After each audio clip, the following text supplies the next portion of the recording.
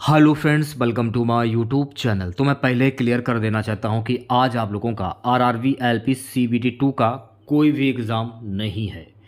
ये वीडियो मैं उन बच्चों के लिए लाया हूं जिन बच्चों का आगे आने वाले शिफ्टों में एग्ज़ाम लगा हुआ है। तो आपको करना क्या है, क्लास को पूरा देखना है। अगर आप चैनल पर नए हैं और आप लोगों ने अभी तक चैनल को सब्सक्राइब नहीं किया है तो प्लीज़ चैनल को जरूर सब्सक्राइब करें और नोटिफिकेशन बेल ऑन करना ना भूलें।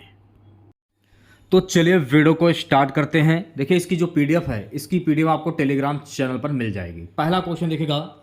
पहला क्वेश्चन देखिए क्या है, पहला तापीय नियम किस पर आधारित है। तो पहला तापीय नियम जो है ना, ऊर्जा संरक्षण के सिद्धांत पर आधारित है। यह नियम बताता है कि ऊर्जा को ना तो उत्पन्न किया जा सकता है और ना ही नष्ट किया जा सकता है, केवल एक रूप से दूसरे रूप में बदला जा सकता है। नेक्स्ट क्वेश्चन देखिएगा। अगला क्वेश्चन हमारा रहेगा, इंटरनल एनर्जी आंतरिक ऊर्जा किस पर निर्भर करती है। इंटरनल एनर्जी आंतरिक ऊर्जा जो है ना, ये केवल तापमान पर निर्भर करती है। इसे परिवर्तनशील पर्थ फंक्शन नहीं बल्कि अवस्था फलन स्टेट फंक्शन माना जाता है।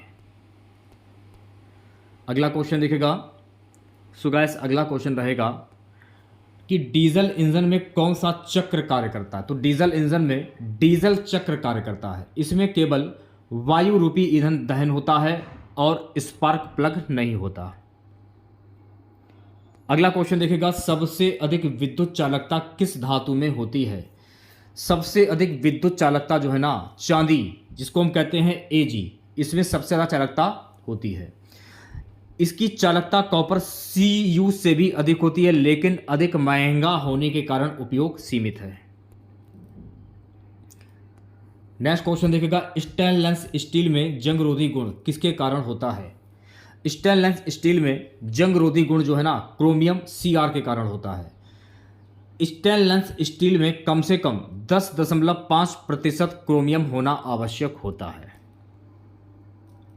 छठा क्वेश्चन देखिएगा, बॉक्साइट किसका अयस्क है। देखिए, मैं आपको बता देना चाहता हूँ कि बॉक्साइट जो है ना, ये एल्युमिनियम, जिसको हम AI कहते हैं, ये इसका अयस्क है और इसे बायर प्रक्रिया द्वारा परिशोषित किया जाता है। नेक्स्ट क्वेश्चन देखिएगा। अगला क्वेश्चन क्या है, हेक्सागोनल नट खोलने के लिए कितने कोनों का उपयोग किया जा सकता है। तो हेक्सागोनल नट खोलने के लिए 6 में से कोई 2 कोनों तक का उपयोग किया जा सकता है। सामान्यतः स्पैनर के 60 डिग्री रोटेशन से नट खोला जा सकता है। अगला क्वेश्चन देखिएगा, इस पर गियर में कौन सा लोड मुख्य होता है। देखिए, इस पर गियर में रेडियल लोड मुख्य होता है। इस पर गियर का उपयोग कम गति और हल्के भार वाली मशीनों में किया जाता है। सो गाइस, अगला क्वेश्चन देखिएगा, बॉल बेयरिंग में प्रयुक्त बॉल किस सामग्री के बने होते हैं। क्रोम स्टील के बने होते हैं।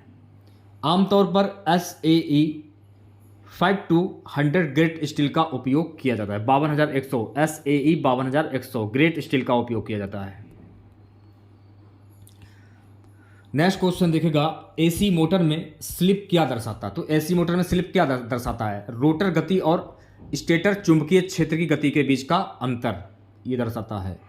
3 फेज इंडक्शन मोटर में स्लिप आमतौर पर 0.5% से 6% तक होता है। अगला क्वेश्चन देखिएगा, DC मोटर की स्पीड कंट्रोल विधि कौन सी है। तो DC मोटर की स्पीड कंट्रोल विधि कौन सी है, आर्मेचर वोल्टेज कंट्रोल और field flux control. DC shunt motor में फील्ड कंट्रोल द्वारा उच्च गति से प्राप्त की जा सकती है। अगला क्वेश्चन देखिएगा, ट्रांसफार्मर में कौन सा कोर प्रयुक्त होता है। ट्रांसफार्मर में सिलिकॉन स्टील कोर जो है वो प्रयुक्त होता है। सिलिकॉन की उपस्थिति से हानि एडी करंट लॉस ये कम होता है। अगला क्वेश्चन देखिएगा। अगला क्वेश्चन क्या है कि बर्नौली प्रमेय किस पर आधारित है। देखिए, बर्नौली प्रमेय जो है ना, ऊर्जा संरक्षण के सिद्धांत पर आधारित है। यह स्थिर घर्षण रहित और अस्पंदनशील प्रवाह के लिए लागू होता है। अगला क्वेश्चन देखिएगा। सो गाइस, अगला क्वेश्चन क्या है कि गियर बॉक्स में प्रयुक्त लुब्रिकेट किस प्रकार का होता है। गियर बॉक्स में प्रयुक्त लुब्रिकेट किस प्रकार का होता है, हाई विस्कोसिटी, ग्रीस या गियर ऑयल। देखिए मैं आपको देना चाहता हूं, एक बार आप एक्स्ट्रा फैक्ट पे गौर कीजिए। जो ईपी जो होता है ना, इसे क्या कहते हैं? एक्सट्रीम प्रेशर, इसको हम कहते हैं एक्सट्रीम प्रेशर। और उर्दीवश यानी वाले लुम्क्रेट हाई लोड एप्लीकेशन में उपयोग किए जाते हैं। चलिए बढ़ते हैं नेक्स्ट क्वेश्चंस की ओर। अगला क्वेश्चन देखेगा। अगला क्वेश्चन है कि विस्कोसिटी किस यंत्र से मापी जाती है? देखिए विस्कोसिटी जो है ना, ये विस्कोमीटर यंत्र से मापी जाती है। न्यूट्रिनल तरल पदार्थ के लिए वाइंजोली समीकरण लागू होता है। अगला क्वेश्चन देखेगा।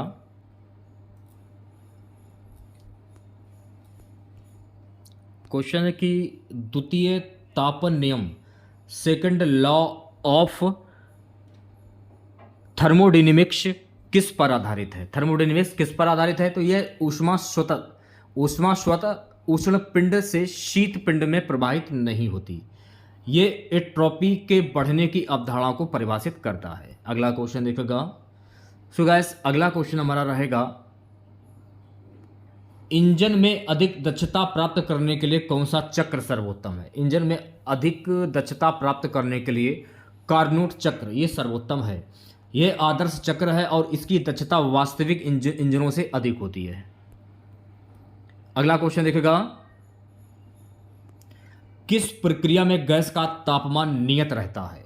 समतापीय प्रक्रिया में गैस का तापमान नियत रहता है। इस प्रक्रिया में गैस का आंतरिक ऊर्जा परिवर्तन शून्य होता है। नेक्स्ट क्वेश्चन देखेगा। अगला क्वेश्चन हमारा ब्रॉस पीतल किस धातु का मिश्र धातु है? देखिए ब्रॉस पीतल जो है ना, तांबा, कॉपर और जस्ता, जिंक का ये मिश्र धातु है। 70% तांबा और 30% जस्ता होने पर इसे कॉर्टेज ब्रॉस कहते हैं। नेक्स्ट क्वेश्चन देखेगा। सो गाइस अगला क्वेश्चन हमारा रहेगा कि लोहे में उपस्थित कौन सा तत्व इसे भंगुर बना देता है? लोहे में उपस्थित सल्फर और फास्फोरस तत्व इसे भंगुर बना देता है। फास्फोरस लोहे को ठंड में भंगुर बना देता है, जिसे कोल्ड शॉर्टनेस कहते हैं। अगला क्वेश्चन, लोहे को जंग से बचाने के लिए किस प्रक्रिया का उपयोग किया जाता है? लोहे को जंग से बचाने के लिए गैल्वेनाइजेशन प्रक्रिया का उपयोग किया जाता है। इसमें जस्ता यानी जिग की परत भी है जो चढ़ाई जाती है। अगला क्वेश्चन देखेगा, इस पर गियर की तुलना में हेलिकल गियर का प्रमुख लाभ क्या है? इस पर गियर की तुलना में हेलिकल गियर का प्रमुख लाभ क्या है? ध्वनि और कंपन कम होते हैं। हेलिकल गियर में गियर दांतों का कोण 15 डिग्री से 30 डिग्री तक होता है। अगला क्वेश्चन देखेगा, किस प्रकार के वेयरिंग का उपयोग बड़े रेडियल लोड वहन करने के लिए किया जाता है? रोलर वेयरिंग का उपयोग किया जाता है। रोलर वेयरिंग में संपर्क सतह अधिक होती है, जिससे लोड सहन क्षमता बढ़ती है। अगला क्वेश्चन देखिएगा, किस प्रक्रिया द्वारा धातु को अधिक कठोर बनाया जाता है? कठोरन धातु को अधिक कठोर बनाया जाता है इस प्रक्रिया के द्वारा, और इसमें धातु को उच्च तापमान पर गर्म करके तुरंत ठंडा किया जाता है। अगला क्वेश्चन देखिए, अगर आप लोगों को क्लास वाकई में पसंद आ रही हो, अच्छी लग रही हो, ईमानदारी के साथ वीडियो को लाइक करके जाइएगा। ऐसा नहीं कि आप वीडियो को देख लें और बिना लाइक करके चले जाएं, तो वीडियो को लाइक कर दीजिएगा। डीसी जनरेटर में कौन सा नियम लागू होता है? देखिए डीसी जनरेटर में फैराडे का विद्युत चुंबकीय प्रेरण नियम जो है वो लागू होता है। फैराडे के नियम के अनुसार प्रवाहकीय लूप में उत्पन्न ईएमएफ उस दर पर निर्भर करता है जिस पर चुंबकीय फ्लक्स बदलता है। नेक्स्ट क्वेश्चन देखिएगा, एक ट्रांसफार्मर में मुख्यतः कौन सा लॉस होता है? तो देखिए मैं आपको बता देना, एक ट्रांसफार्मर में मुख्यतः हिस्टेरिसिस और एडी करंट लॉस होता है। ये लॉस कोर में उत्पन्न होते हैं और इन्हें कम करने के लिए सिलिकॉन स्टील का उपयोग किया जाता है। नेक्स्ट क्वेश्चन देखिएगा, 3 फेज असिंक्रोनस मोटर में कौन सा प्रारंभ विधि अपनाई जाती है? स्टार डेल्टा स्टार्टिंग विधि अपनाई जाती है। यह विधि उच्च वोल्टेज वाली मोटरों में प्रारंभिक करंट को कम करने के लिए उपयोग की जाती है। चलिए बढ़ते हैं नेक्स्ट क्वेश्चंस की ओर। अगला क्वेश्चन देखेगा सभी बच्चे। अगला क्वेश्चन हमारा है गाइस कि वेट्री मीटर किसके मापन के लिए प्रयोग किया जाता है? तो वेट्रीमीटर जो है ना दर प्रवाह दर को कम करने के लिए मापन के लिए प्रयोग किया जाता है। इसका कार्य करने का सिद्धांत बर्नौली प्रमेय पर आधारित है। अगला क्वेश्चन देखिएगा, न्यूटन का द्वितीय नियम क्या बताता है। अब देखिए न्यूटन का जो द्वितीय नियम है ना, बल बराबर द्रव्यमान इंटू त्वरण यानी F बराबर ma बताता है। इसे संवेग परिवर्तन का नियम भी कहते हैं। अगला क्वेश्चन देखिएगा, पाइप में पानी के बहाव की गति बढ़ाने के लिए किस प्रकार की व्यवस्था की जाती है। देखिए पाइप में पानी के बहाव की गति बढ़ाने के लिए नोजल प्रकार की व्यवस्था की जाती है। नोजल में प्रवाह क्षेत्र कम होता है जिससे वेग बढ़ जाता है और दाब घट जाता है। अगला क्वेश्चन देखेगा, किस प्रक्रिया में गैस का आयतन नियत रहता है। समस्थैतिक प्रक्रिया में गैस का आयतन नियत है। इसी प्रक्रिया में किया गया कार्य वर्क डन हमेशा शून्य होता है। अगला क्वेश्चन देखेगा, कार्नोट चक्र के कार्य की अधिकतम दक्षता प्राप्त करने के लिए क्या आवश्यक है। कार्नोट चक्र में कार्य की अधिकतम दक्षता प्राप्त करने के लिए क्या आवश्यक है। ताप स्रोत और सिंक के बीच अधिकतम तापांतर। आदर्श स्थिति में केवल अपशदमी ऊष्मा, इसे हम क्या कहते हैं, इसे हम कहते हैं रिसीवेबल हीट, स्थानांतरण होने पर ही अधिकतम दक्षता प्राप्त की जा सकती है। अगला क्वेश्चन देखिएगा, डीजल इंजन में प्रयुक्त ईंधन का सेंटर नंबर क्या दर्शाता है। डीजल इंजन में प्रयुक्त ईंधन का सेंटर नंबर ईंधन की स्वयं प्रज्वलन क्षमता को दर्शाता है। डीजल इंजन के लिए सामान्यतः सेंटर नंबर 40 से 55 के बीच होता है। अगला क्वेश्चन देखिएगा सभी बच्चे, मिश्र धातु बनाने का मुख्य उद्देश्य क्या होता है। तो मिश्र धातु बनाने का मुख्य उद्देश्य होता है यांत्रिक गुणों को सुधारना। मिश्र धातु में संचारण, प्रतिरोध, कठोरता और विद्युत चालकता में सुधार किया जा सकता है। नेक्स्ट क्वेश्चन हमारा सुपर एलॉय मुख्यतः किन तत्वों से बनी होती है। देखिए सुपर एलॉय जो है ना निकल, कोबाल्ट और क्रोमियम के तत्वों से बनी होती है। सुपर एलॉय का उपयोग उच्च तापमान और उच्च तनाव वाले अनुप्रयोग जैसे जेट इंजन ब्लेड में किया जाता है। अगला क्वेश्चन देखिएगा, अगला क्वेश्चन हमारा रहेगा कि डक्टाइल पदार्थ किस प्रकार की संपत्ति को दर्शाते हैं। डक्टाइल पदार्थ जो है ना गाइस अधिक विकृति सहने की क्षमता को दर्शाते हैं। डिफॉर्मेशन, सोना गोल्ड सबसे अधिक डक्टाइल धातु है, ये भी आपको ध्यान में रखना है। अगला क्वेश्चन देखिएगा, बॉल वेयरिंग में वाल्स के बीच किस पदार्थ का उपयोग किया जाता है। तो बॉल वेयरिंग में वाल्स के बीच लुब्रिकेट ग्रीस या तेल का उपयोग किया जाता है। हाई स्पीड वॉल वेयरिंग में सिंथेटिक ग्रीस का प्रयोग किया जाता है ताकि घर्षण कम हो। अगला क्वेश्चन देखिएगा, एक मैकेनिकल प्रेस में फ्लाई व्हील का मुख्य उद्देश्य क्या होता है। तो एक मैकेनिकल प्रेस में फ्लाई व्हील का मुख्य उद्देश्य होता है ऊर्जा का भंडारण और झटके को कम करना। फ्लाई व्हील ऊर्जा को स्मूथ रूप से स्थानांतरित करने के लिए गति में परिवर्तन को संतुलित करता है। नेक्स्ट क्वेश्चन देखिएगा, क्रॉस हेड और स्लाइड का उपयोग किस मशीन में किया जाता है। तो क्रॉस हेड और स्लाइड का उपयोग भाप इंजन में किया जाता है। यह तंत्र पिस्टन की रेखीय गति को क्रैक की घूर्ण गति में बदलने के लिए प्रयुक्त होता है। नेक्स्ट क्वेश्चन देखिएगा, डीसी मशीन में आर्मेचर रिएक्शन किसके कारण होता है। तो डीसी मशीन में आर्मेचर रिएक्शन आर्मेचर धारा द्वारा उत्पन्न चुंबकीय क्षेत्र, इसे कम करने के लिए इंटरपोल्स और कंपेंसेटिंग वाइंडिंग का उपयोग किया जाता है। अगला क्वेश्चन देखिएगा, इंडक्शन मोटर में स्लिप शून्य होने पर क्या होगा।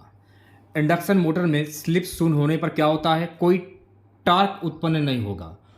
पूर्णतः सिंक्रोनस गति पर रोटर में कोई धारा प्रवाहित नहीं होगी, इसलिए मोटर रुक जाएगी। नेक्स्ट क्वेश्चन देखिएगा सभी बच्चे, ट्रांसफार्मर में किस प्रकार की कूलिंग सिस्टम उच्च क्षमता के ट्रांसफार्मर में प्रयुक्त होता है। ट्रांसफार्मर में ऑयल स्मर्ट कूलिंग सिस्टम उच्च क्षमता के ट्रांसफार्मर में प्रयुक्त होता है। बड़े ट्रांसफार्मर में हीट एक्सचेंजर और फोर्स्ड एयर कूलिंग का भी उपयोग किया जाता है। चलिए बढ़ते हैं नेक्स्ट क्वेश्चन की ओर। अगला क्वेश्चन देखेगा, न्यूटन के गति का तीसरा नियम क्या दर्शाता है। तो न्यूटन के गति का जो तीसरा नियम है ना, प्रत्येक क्रिया के बराबर और विपरीत प्रतिक्रिया होती है और इसका उपयोग रॉकेट प्रणोदन में किया जाता है। अगला क्वेश्चन देखिएगा सभी बच्चे, सुपरसोनिक प्रवाह में द्रव की गति को बढ़ाने के लिए किस प्रकार का नोजल का उपयोग किया जाता है। डिपजेट नोबल। इसे डे लापाल नोजल भी कहा जाता है, जिसका उपयोग जेट इंजन और रॉकेट में किया जाता है। नेक्स्ट क्वेश्चन देखिएगा, कवि टेंशन मुख्यतः किस कारण उत्पन्न होता है? तो कवि टेंशन जो है ना, ये मैकेनिक्स और फ्लूइड मैकेनिक्स कम दबाव वाले क्षेत्रों में द्रव के वाष्पीकरण के कारण उत्पन्न होता है। ये प्रभाव टरबाइन और पंप के इंपेलर ब्लेड को क्षति पहुंचा सकता है। 46वां क्वेश्चन देखिएगा, थर्मोडायनेमिक्स की कौन सी संप्रेषण प्रक्रिया में ना तो ऊष्मा प्रवाहित होती है और ना ही कार्य होता है? इसको हम क्या कहते हैं? इसको हम कहते हैं निर्विकल्प प्रणाली, आइसोलेटेड। इस प्रकार की प्रणाली का कुल ऊर्जा संतुलन हमेशा नियत रहता है। चलिए बढ़ते हैं नेक्स्ट क्वेश्चंस की ओर। किस ऊष्मा गतिकी के चक्र में अधिकतम तापीय दक्षता होती है? इसको हम कहते हैं ब्रेटन चक्र। इसका उपयोग गैस टरबाइन और जेट इंजन में किया जाता है। नेक्स्ट क्वेश्चन देखिएगा, सुपर हीटेड स्टीम और संतृप्त स्टीम में क्या अंतर होता है? सुपर हीटेड स्टीम और संतृप्त स्टीम में क्या अंतर होता है? सुपर हीटेड स्टीम का तापमान संतृप्त स्टीम से अधिक होता है। सुपर हीटेड स्टीम में नमी नहीं होती, जिससे यह अधिक ऊर्जा स्थानांतरित कर सकता है। अगला क्वेश्चन देखिएगा, मार्टेसाइटिक स्टील का उपयोग किस में किया जाता है? तो मार्टेसाइटिक स्टील का उपयोग उच्च कठोरता और शक्ति की आवश्यकता वाले उपकरणों में किया जाता है। इसमें कार्बन की मात्रा अधिक होती है और इसे टेम्परिंग द्वारा मजबूत किया जाता है। चलिए बढ़ते हैं नेक्स्ट क्वेश्चन की ओर।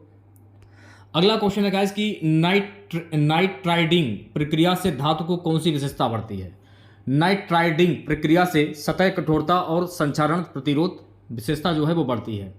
इस प्रक्रिया में धातु की सतह पर नाइट्रोजन परमाणु प्रविष्ट कराए जाते हैं। अगला क्वेश्चन देखिएगा सभी बच्चे, फेराइट और ऑस्टेनाइट स्टील में मुख्य अंतर क्या है? तो फेराइट और ऑस्टेनाइट स्टील में फेराइट स्टील मैग्नेटिक होता है, जबकि ऑस्टेनाइट स्टील नहीं है। ऑस्टेनाइट स्टेनलेस स्टील में निकल की अधिक मात्रा होती है। अगला क्वेश्चन देखिएगा, इस पर गियर में गियर की क्रियाशीलता बढ़ाने के लिए किसे सुधारा जाता है? इस पर गियर में गियर की क्रियाशीलता बढ़ाने के लिए प्रेशर एंगल को सुधारा जाता है। आमतौर पर 20 डिग्री प्रेशर एंगल का उपयोग किया जाता है। अगला क्वेश्चन देखिएगा, अगला क्वेश्चन क्या है कि हाइड्रोलिक सिस्टम में प्रयुक्त ऑयल का प्राथमिक कार्य क्या होता है? हाइड्रोलिक सिस्टम में प्रयुक्त ऑयल का प्राथमिक कार्य क्या होता है? बल संचारित करना और घर्षण कम करना। हाइड्रोलिक तेल में एंटी वियर और एंटी फोमिंग एडिटिव्स होते हैं। नेक्स्ट क्वेश्चन देखिएगा, टर्बोचार्जर में कौन सी गैसों का उपयोग किया जाता है? तो टर्बोचार्जर में एग्जॉस्ट गैस का उपयोग किया जाता है। यह गैस इंजन की शक्ति और ईंधन दक्षता बढ़ाने में मदद करती है। अगला क्वेश्चन हमारा आएगा, डीसी मोटर की वैंक ईएमएफ किस पर निर्भर करती है? तो डीसी मोटर की वैंक ईएमएफ जो है ना, आर्मचेयर गति और चुंबकीय क्षेत्र की तीव्रता पर निर्भर करती है। वैंक ईएमएफ मोटर की गति को स्वतः नियंत्रित करने में मदद करता है। चलिए बढ़ते हैं नेक्स्ट क्वेश्चंस की ओर। अगला क्वेश्चन देखिएगा, स्टैटिक वोल्टेज रेगुलेशन किसे दर्शाता है? ट्रांसफार्मर की लोड और नो लोड वोल्टेज के बीच के अंतर को। कम वोल्टेज रेगुलेशन का मतलब है कि ट्रांसफार्मर अधिक स्थिर आउटपुट वोल्टेज प्रदान करता है। अगला क्वेश्चन क्या है, इंडक्शन मोटर के स्टार्टर में रजिस्टर का उपयोग क्यों किया जाता है? तो इंडक्शन मोटर के स्टार्टर में रजिस्टर का उपयोग प्रारंभिक करंट को कम करने के लिए किया जाता है। स्टार डेल्टा और ऑटो ट्रांसफार्मर स्टार्टर अधिक कुशल होते हैं। नेक्स्ट क्वेश्चन देखिएगा, फ्लूइड मैकेनिक्स में रेनॉल्ड्स संख्या क्या दर्शाता है? प्रवाह का प्रकार, लेमिनर या टर्बुलेंट। यदि RE 2000 तो प्रवाह लेमिनर, यदि RE 4000 तो प्रवाह टर्बुलेंट होगा। अगला क्वेश्चन देखिएगा, वेचुरीमीटर में द्रव की गति क्यों बढ़ जाती है? तो वेचुरीमीटर में द्रव की गति इसलिए बढ़ जाती है क्योंकि नदी के संकुचित भाग में दाब घटने के कारण। यह बर्नौली के सिद्धांत पर आधारित होता है। लास्ट क्वेश्चन रहेगा आज इस क्लास का, मैनोमीटर किसे मापने के लिए प्रयोग किया जाता है? तो मैनोमीटर द्रव का दबाव, डिफरेंशियल मैनोमीटर का उपयोग विभिन्न बिंदुओं पर दबाव अंतर मापने के लिए किया जाता है।